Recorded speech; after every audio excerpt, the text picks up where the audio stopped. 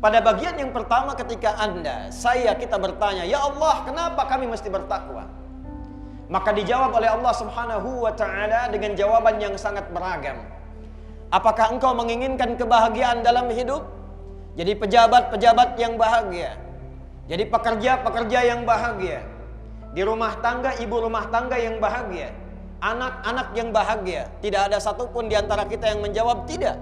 Kita akan katakan, ya Allah, kami ingin bahagia. Maka turunlah kemudian firman Allah di Quran surah kedua Al-Baqarah di penutup ayat 189.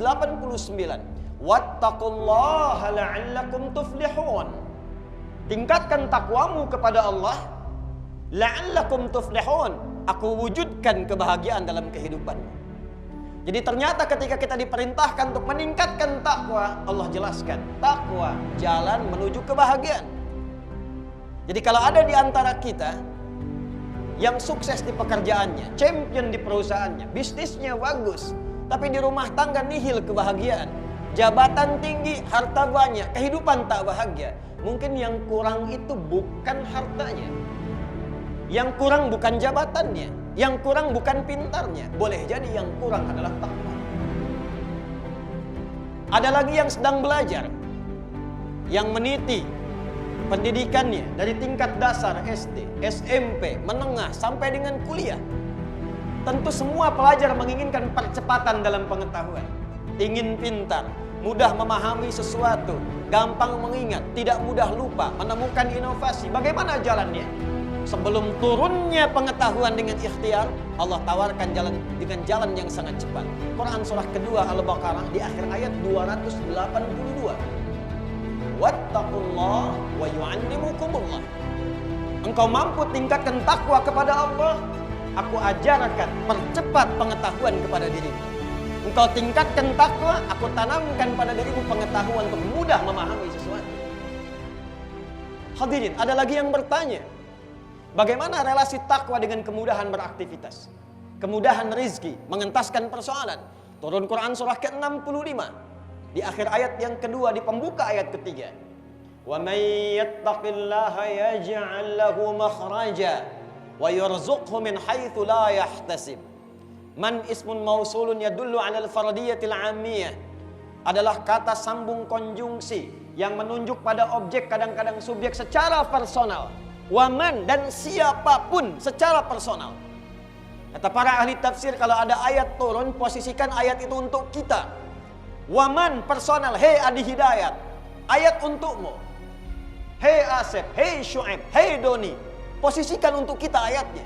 Kata Allah, wa may yattaqillaha, dan siapapun yang menginginkan dirinya menjadi lebih baik, dia tingkatkan takwanya kepada Allah, yaj'al lahu makhraja. Persoalan apapun yang ia alami dalam kehidupan, Allah kirimkan solusi dan jalan keluarnya. Bukan tak punya masalah. Sebelum menghadapi persoalan, Allah ringankan masalahnya sehingga seakan-akan tak punya masalah dalam kehidupan. Ada orang punya masalah serupa dengan ilmu yang gelarnya sudah banyak, jabatan yang melekat, harta yang banyak, tak mampu mengentaskan persoalan dimaksud. Orang ini dengan semangat takwanya hanya membentangkan sajadah, sujud di atasnya, memohon kepada Allah dengan takwanya, yaj'al lahu makhraja.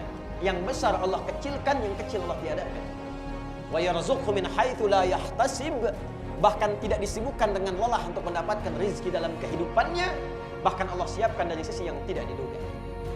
Jadi kesimpulan dia, ketika Nabi mengingatkan setiap pekan, tingkatkan takwamu dengan sungguh-sungguh, tingkatkan takwamu dengan serius, ternyata rahasianya takwa itulah yang mengantarkan kita pada hakikat kesuksesan dan kebahagiaan yang diinginkan dalam kehidupan dunia sampai kita kembali pada Allah Subhanahu wa taala.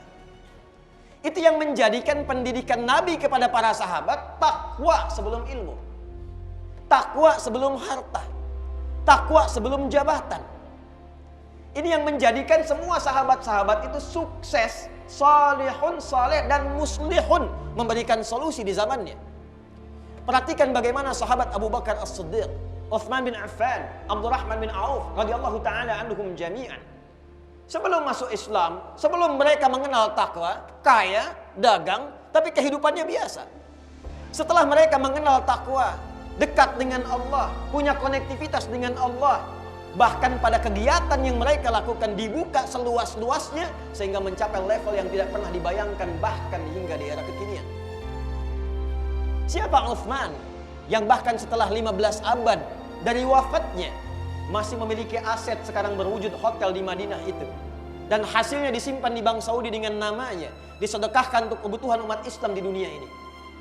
Abdurrahman bin Auf, dari yang modalnya hanya pakaian, dilatih oleh Nabi SAW dengan spirit takwa, mendekati Allah dengan sebenar-benarnya haqqa tuqatih. Dihitung asetnya dikonversi setara dengan 4 miliar dolar kekinian. Hadirin, begitu pula dengan sahabat-sahabat yang lainnya. Siapa Ali bin Abi Thalib sebelum mengenal Islam, yang ketika masuk Islam Allah tanamkan percepatan pengetahuan kepadanya. Abu Hurairah masuk Islam di tahun ke-7, 3 tahun sebelum Nabi Muhammad SAW wafat. Dia memilih passion pengetahuan, belajar dengan Nabi. Ketika meningkatkan takwanya, bahkan terjadi percepatan pengetahuan pada dirinya, mampu mengingat sesuatu tanpa lupa setelahnya. Bagi yang ingin pintar, takwa solusinya. Bagi yang ingin punya kedudukan yang memberikan maslahat, takwa solusinya. Bagi yang ingin kaya dan kekayaannya bermanfaat, takwa solusinya. Dan takwa kesimpulannya adalah jalan untuk mendekat kepada Allah Subhanahu wa taala.